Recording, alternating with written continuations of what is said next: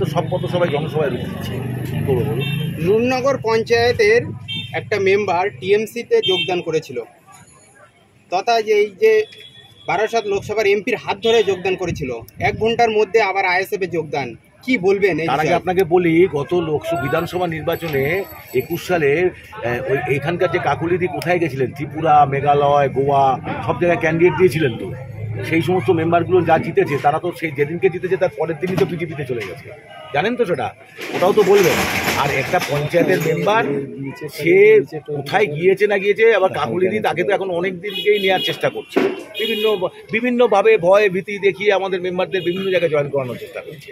কিন্তু সেই ভয় ভীতিতে নয়, নুরনগরের কর্মীদের সাহারা পেয়েছে, উনি ফিরে এসেছেন 1 ঘন্টার মধ্যে। অনেক ধরনের প্রলোভন, কিছু মানুষের ব্যবসা বাণিজ্য থাকে, তাকে চাপ দেওয়া হয়, এটা কেড়ে দেবো, এইসব অনেক কিছু চলছে। কি হয়েছে আমি জানি না, তবে এইটুকু দেখেছি যে নুরনগরের আমাদের সংগঠন অনেক শক্তিশালী, সংগঠনের প্রতি ওই মেম্বারের আস্থা আছে, তার কর্মীদের প্রতি আস্থা আছে, উনি তাই চলে এসেছেন, হয়তো ভুল করেছিলেন 1 ঘন্টার মধ্যে। সুতরাং এটা হচ্ছে পাস্ট কেস, এ নিয়ে আর আলোচনার জায়গা নেই। ওটা কাকুলিদেরই মুখ পুড়েছে, আইএসএফের মুখ পুড়েছে, আইএসএফের মুখ উজ্জ্বল হয়েছে। বিভিন্ন রাজনৈতিক দলগুলো মানুষের কাছে যাচ্ছেন বিভিন্ন প্রকল্পের বার্তা নিয়ে, সেক্ষেত্রে আপনারা একেবারে সম্পূর্ণ নতুন দল, আপনারা মানুষের কাছে কি বার্তা নিয়ে যাবেন? আমরা বার্তা নিয়ে যাচ্ছি যে প্রকল্পগুলোর কি প্রকল্প, সব টান খয়রাতি প্রকল্প। আমরা বলি সরকারি পয়সাটাকে সত্যিকারের ক্রিয়েটিভ কাজে লাগানো হোক, যার দ্বারা মানুষের হাতে পয়সা পৌঁছাবে। দেখুন, করোনার সময় অভিজিৎ বন্দ্যোপাধ্যায় বলেছিলেন যে ওদের হাতে তখন পয়সা দরকার, তার মানে লক্ষ্মীর ভাণ্ডার করতে বলেনি। কিন্তু যখন করোনা কেটে গেছে, তখন সে পয়সাটা কীভাবে আসবে, তার সোর্স অফ ইনকাম। কিন্তু আরও দিকটা দাবি করতে চাই আমরা, যে আজকে মানুষের আয়ের সাথে ব্যয়ের যে ফারাকটা কি আপনারা খেয়াল করছেন? আয়ের সাথে ব্যয়, আমরা বলতে যাচ্ছি মানুষের দ্রব্যমূল্য বৃদ্ধি তুমি কমাও, জিনিসের দাম কমাও, এবং কৃষকদের যে সহায়ক মূল্য দাও। কৃষকরা তার ফসলের দাম পাচ্ছে না, খেয়ে যাচ্ছে ফোরেরা খেয়ে যাচ্ছে। কৃষকরা বাজার থেকে যে তেলটা যখন কিনছে, যে দামে কিনছে, কৃষকরা যে ফসলটা তার যে সমতালে যে পয়সাটা সেটা কিন্তু পাচ্ছে না। আমরা দেশের কাছে বলতে চাই যে মিনিমাম সহায়ক প্রাইস দিতে হবে কৃষকের ফসলগুলো, জিনিসপত্রের দাম কমাতে হবে। যার হাত আছে তার কাজ নেই, যার কাজ আছে তার ভাত নেই, এই অবস্থার অবসান করতে হবে। সেটা শুধুমাত্র ভাতা দিয়ে সম্ভব নয়। আর রাষ্ট্রের হাতে যে অধিকারগুলো আছে সেগুলো অক্ষত রাখতে হবে। তুমি রাষ্ট্রীয় শিল্পকে বেচে দিচ্ছ, তুমি রাষ্ট্রের স্বাস্থ্যকে বেচে দিচ্ছ, শিক্ষাকে বেচে দিচ্ছ, তার বিনিময়ে ইলেকট্রাল বন্ডে টাকা নিচ্ছ। আর সামনে দাঁড়িয়ে তুমি বলছো 500 বছর বাদ मैं রামকে লে আয়া। উনি 500 বছর বাদ ধরে খুঁজে রামকে আনতে পেরেছেন। আর 3 বছরের মধ্যে আমাদের ব্যাংকের যে সমস্ত টাকা আত্মসাৎ করেছে যে সমস্ত নরেন্দ্র মোদীর ভাই বোনেরা, তাদের কিন্তু বিদেশ থেকে আজও আনতে পারলেন না। কিছু বুঝতে পারছেন আসলে কি চাইছেন? আসলে সামনে ধর্ম, পিছনে অর্থ করি খেয়ে পার করো, একটা বিশেষ শ্রেণীকে হাতে উজাড় করে দাও। আমরা চাই যে তুমি 80 কোটি ফ্রি রেশন দিতে হবে না, 80 কোটি মানুষের হাতে কাজ দাও, সে যাতে মিনিমাম ওয়েজটা পায় সরকারি ঘোষিত, এবং সে মিনিমাম ওয়েজ প্রাইসটাকেও কিন্তু আমরা বাড়াতে চাইছি। যে আজ অবধি মিনিমাম ওয়েজ যে জায়গায় রেখেছে তার সাথে মার্কেট প্রাইসটা কিন্তু অনেক ডিফার করছে। তো মিনিমাম ওয়েজ যদি 277 টাকা হয়, এই 277 টাকা নিয়ে আজকে 5 জনের সংসার চলে না। অথচ সরকারি কর্মচারীরা ঠিক মতন ডিএ পেয়ে যাচ্ছে, যদিও রাজ্য সরকার দিচ্ছে না, কিন্তু অন্য সরকারি জায়গা থেকে যারা সরকারি কর্মচারীরা তারা বাঁচবে কী করে? তাহলে হয় জিনিসের দাম কমাও, আর নয় তুমি তাহলে হাতে আয়ের ব্যবস্থা করো, যাতে সে পণ্যটা কিনতে পারে বাজার থেকে। এটাও আমাদের মূল স্লোগান। কুণাল ঘোষকে প্রত্যেক পদ থেকে তাকে বাদ দিয়ে দেওয়া হয়েছে, কিন্তু সে বলছে যে পদে না থাকলেও পথে আছে। কি বলবেন এই বিষয়ে? কুণাল ঘোষকে নিয়ে আলোচনা করা মানে বৃথা, সব কেন করতে যাচ্ছে? দেখেন, আমাদের আলোয় আমরা অন্যকে আলোকিত করতে চাই না, আমার খুব স্পষ্ট। সায়নী ঘোষ বলছে যে আইএসএফ সকালবেলা থাকে, বিকেলবেলা থাকে না, আবার বিকেলবেলা থাকে, সন্ধ্যাবেলা থাকে না। উনি আগে শিবকে পুজো করেন না কি করেন? উনি শিবের কি একটা করে এসেছিলেন, সেইটা কি এখনো করছেন? আগে ওনাকে জিজ্ঞাসা করেন। এইসব আমরা রাজনীতির লোকের কথা বলুন, রাজনীতির লোক করেন। আমার দেবতা শিবের জন্য উনি কি করেছিলেন, শিবকে কি করে এসেছিলেন, তা ওনার মুখে একটু প্রশ্ন করুন সায়নী ঘোষকে দিয়ে। আর দ্বিতীয় কথা হচ্ছে, আপনারা যাদের নাম বলছেন তারা কোনোদিন মাটিতে বসে রাজনীতি করেনি। আমি রাজনীতির লোক, আমি রাজনীতির কথা উত্তর দেবো। এইসব ব্যক্তির নাম উচ্চারণ করতে আমরা চাই না, আনতেও চাই না। দেগঙ্গা মানুষের কাছে কতটা সাড়া পাচ্ছে? দেগঙ্গার মানুষ তো ঠিক হয়ে বসেই আছে আইএসএফকে ভোট দেবে। আপনি যান না গ্রাম বাংলায়, একদম ডিসিশন হয়ে গেছে, তারা বুক চিতিয়ে ভোট দেবে, শুধু ভোট দেওয়ার ব্যবস্থাটা করতে হবে। তার জন্য আমি ক্যান্ডিডেট অবশ্যই আমার পার্টি সেটা দেখবে। বারাসাত লোকসভার ভিতরে কতটা ভোটে জেতার আশাবাদী আপনি? না, এই গণক ঠাকুর আমরা নই, হাত আমি দেখাই না, আমি হাত দেখা বিশ্বের দিদি দেখান, দিদিকে বলে দিতে হয় কখন উনি চেয়ারে বসবেন। গণকরা বলে দেয় যে আপনি কিন্তু চেয়ারে বসে ভোট করবেন, আপনি মাথায় ফেটটি বেঁধে ভোট করবেন, আপনি কপালে ফেট, এটা কিন্তু গণকরা বলে, সেই মতন উনি করেন, পায়ে ইয়ে নিয়ে বসবেন, গণকরা বলে। আমি কিন্তু আমরা আমাদের পার্টি জ্যোতিষপতির শাস্ত্রে বিশ্বাসী না, এটা আমরা এটা বলতে পারবো না। মানুষ ভোট দিলে জিতবো, মানুষকে বোঝানোর চেষ্টা করছি কেন আমাদের ভোট দেবেন।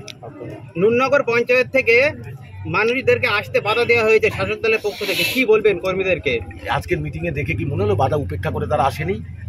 এই যে কমিটিকে মেরে দিয়েছে, যে আমার পাশে বসে আছে ভাইটা, ও কী করে এসছে? ওর বাড়িতে তো আজকেই সকালে থ্রেট করে এসছে, কুপে হবে বলেছে, এটা দেখান বেশি করে, ওকে কোপাবে, শাবল দিয়ে মেরে ফেলবে।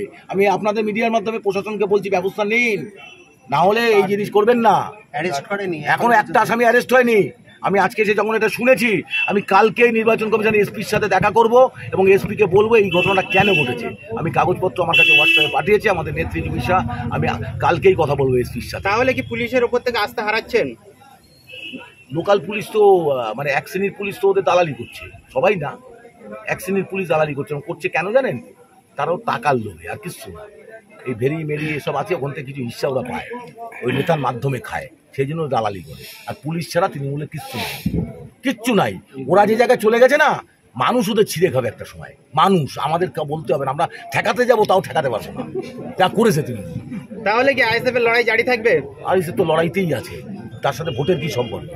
ভোটে জিতলেও থাকবো, হারলেও লড়াইটা আছে। কিন্তু আমাদের পার্টির স্ট্যান্ড, স্পষ্ট স্ট্যান্ড। সমাজ পরিবর্তন মানে কি বোঝেন আপনি? যা প্রশ্নগুলো করলেন, এটা সমাজে বিরাজ করছে, তাহলে এই সমাজটাকে পাল্টাতে হবে। যে পাল্টাতে গেলে নির্বাচন একটা মাধ্যম, সেটাকে ব্যবহার করছি, কিন্তু আসল লড়াই কিন্তু রাস্তার লড়াই থেকে সরে গিয়ে শুধু নির্বাচনে লড়াই করবো, এটা আমাদের মত। আচ্ছা, তৃণমূল এই যেমন ধরুন প্রোগ্রাম হলো, ঠিক তেমনইভাবে ঘরোয়া প্রোগ্রাম করে পাড়ায় পাড়ায় তৃণমূল বলছে যে নওশাদ সিদ্দিকী তো আগে বিজেপির কাছ থেকে টাকা নিত, এখন নওশাদ সিদ্দিকী ডাইরেক্টলি স্টেজে দাঁড়িয়ে ঘোষণা করছে যে এবার থেকে ডাইরেক্ট প্রকাশ্যে টাকা নেব, 90% যা যে জোগাড় করে দেবে বা কালেকশন করে দেবে বিজেপির কাছ থেকে 90% তাকে দেব, 10% দল চালানোর জন্য, আইএসএফ দল চালানোর জন্য নেব। ডাইরেক্টলি বলছেন স্টেজে। এমন ধরনের টিএমসিরা বিভিন্ন কর্মীদের বাড়ি গিয়ে বোঝাচ্ছে এবং সেখানে মানুষ বুঝে যাচ্ছে। এই বিষয়ে আপনি কি বলবেন? বললো মানুষ বুঝে যাচ্ছে, নওশাদ সিদ্দিকী বলে যে যারা বলছেন বিজেপির থেকে টাকা নিয়েছে, শুধু দেখান কত টাকা নিয়েছে, যদি দেখাতে পারে সোর্সটা, তাহলে 90% দিয়ে দেবো তাকে।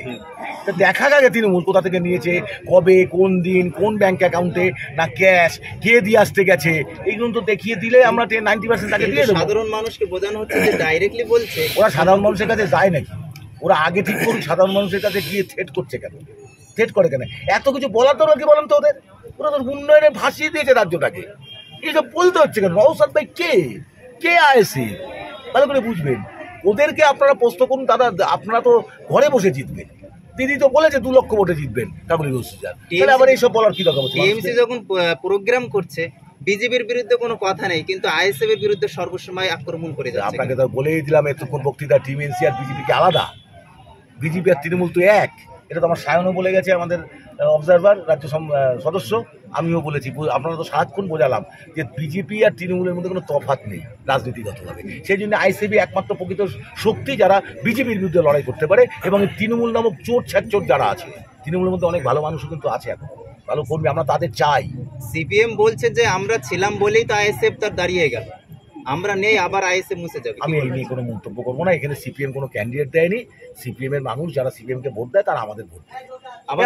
অনেকে বলছে আইএসএফ বুটি প্রার্থী মানে দিতে পারবে, যারা বলছে তাদের কথা বলে। আমরা জানি সিপিএম আমাদের বন্ধু, সিপিএম এর কর্মীরা আমাদের বন্ধু, তারা আমাদেরই ভোট। আপনার কি মনে হয় আপনি লোকসভায় প্রত্যেকটা বুথে দিতে পারবেন?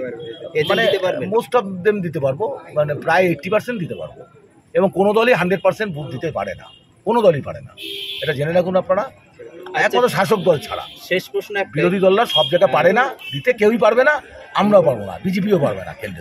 বারাসাত লোকসভা কেন্দ্রের মানুষের জন্য আপনি কি বার্তা দেবেন? এতক্ষণ বললাম তো, বারাসাতের মানুষের জন্য একটাই বার্তা, বারাসাতবাসীর যে উন্নয়ন এতদিন ব্যাঘাত ঘটেছে, এবং সবচেয়ে বড় বারাসাতে পরিযায়ী শ্রমিক, বারাসাত কেন্দ্রের লোকেরা পরিযায়ী শ্রমিক হবে না। এটা প্রথম বার্তা আমার। বারাসাত কেন্দ্রের লোকেরা বারাসাত কেন্দ্রেই যাতে করে কমবে খেতে পারে, তার কাজ হবে প্রথম কাজ। আর তার সাথে সাথে এই সমস্ত চিকিৎসা ব্যবস্থাকে উন্নতি করব, শিক্ষা ব্যবস্থাকে এখানে নজর দেওয়ার চেষ্টা করব। আর তার সাথে সাথে রোড সংস্কারটা একটা বিরাট ব্যাপার। বারাসাত, মধ্যমগ্রাম এইসব বিস্তীর্ণ অঞ্চলে এয়ারপোর্ট যেভাবে যানজট হয়, মানুষের যে বিরক্ত করা হয়, সেইখানে কোনো প্ল্যানিং করা যায় কিনা ভাববো। ঠিক আছে।